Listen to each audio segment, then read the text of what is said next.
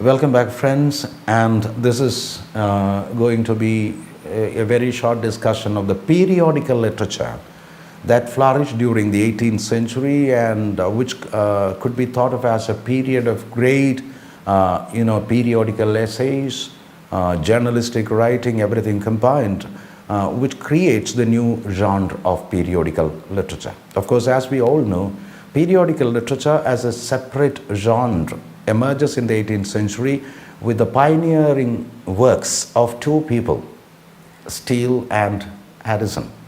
And as we know, these two people were prominent figures, one connected with the theatre, Drury Lane, and Addison held very high positions, particularly as the Secretary of the State towards the end of his career. And both of them enjoyed immense popularity in the 18th century England, but for the last 4 years of Queen Anne's rule, when they went out of favor.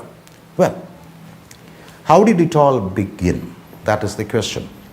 In fact, Steele was the founding editor and a regular writer in the London Gazette, which was an official newspaper that normally appeared twice a week, listing government appointments and reporting domestic and international news, almost like the modern newspaper. And later he became the manager of the Theatre Royal, Drury Lane.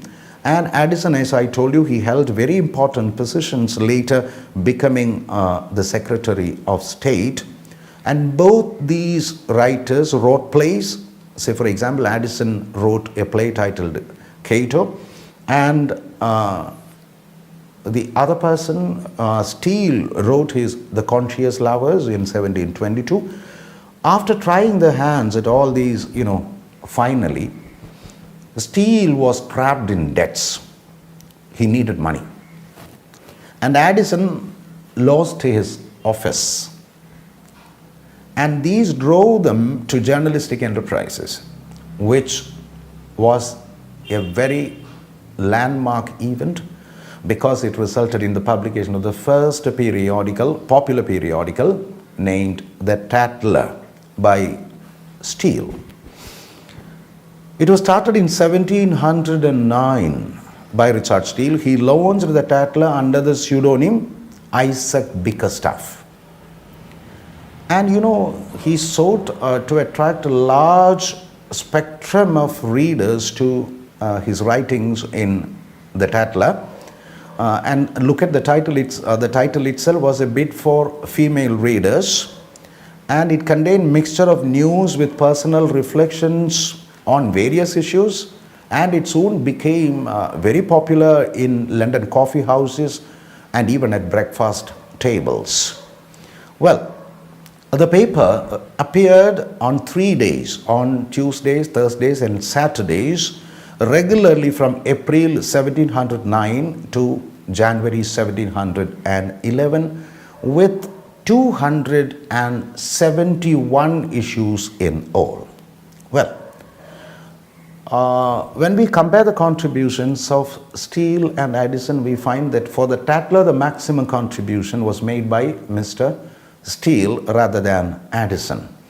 And after the closure of The Tatler, both of them started another called The Spectator. Of course, we know the Spectator Club and Sir Roger de Coverley as the main character in that. It appeared daily except Sunday from March 1711 to December 1712. It was stopped for a while but briefly resumed by Addison in 1714.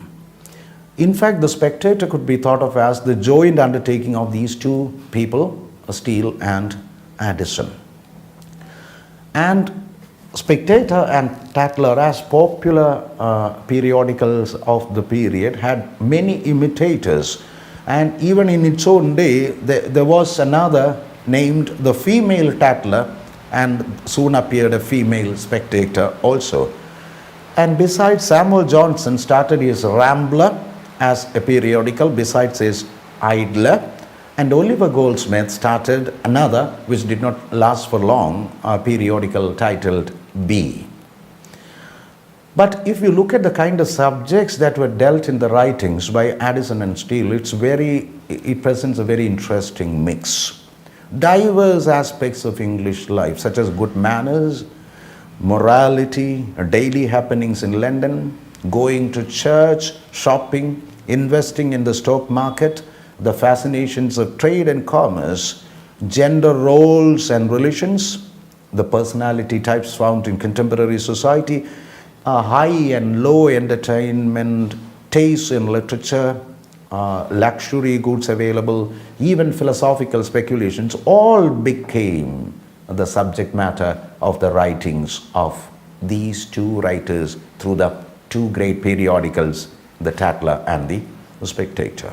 And we will see a proliferation of such periodicals, particularly journals and magazines, by the turn of the 19th century, but it was all the result of the new genre which was popularized by Richard Steele and Addison. That's all about periodical literature of the 18th century. Thank you very much.